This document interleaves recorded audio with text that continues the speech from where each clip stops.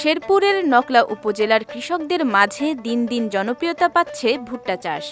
স্বল্প ব্যয়ে দ্বিগুণ লাভের পাশাপাশি বাজারের চাহিদা বেশি থাকায় ভুট্টা চাষে ঝুঁকছেন কৃষকরা।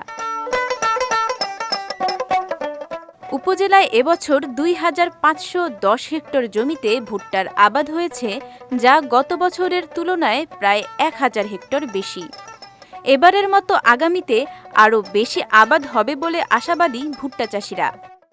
ভুট্টা লাভবান, ভুট্টা হলো সবকিছু, ভুট্টা আমরা সব লাভবান। ভুট্টা যেমন আমাদের ধান কেমন হয়েছে, ভুট্টা আসলে ভালো। ভুট্টা আগামীতে এবারও করছি, আগামীতেও করবো। ভুট্টা লাগাইছি, ভালো ফলন হয়েছে। এদিকে আবহাওয়া অনুকূলে থাকলে ভুট্টার ভালো ফলন হবে বলে আশা প্রকাশ করেছেন এই কৃষি কর্মকর্তা। ১ বিঘা জমিতে কৃষক ভুট্টা করে প্রায় ৩৫,০০০ টাকা নিট লাভ থেকে যায়। এই কারণে আসলে কৃষক ভুট্টা চাষে বেশি বেশি আগ্রহী হচ্ছে।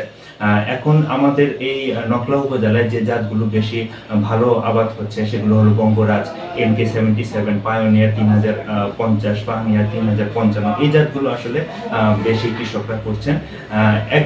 ১ একর জমিতে প্রায় ১৫০ মনের মতন ফলন আমরা এই বছর আশা করছি, যদি আবহাওয়া অনুকূল থাকে। যদি ভালো হয় তাহলে কৃষক ভুট্টা চাষ করে আরো লাভবান বলে।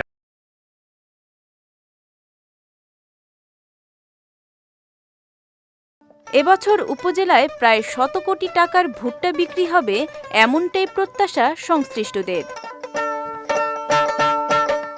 বিজয় টিভি নিউজ ডেস্ক।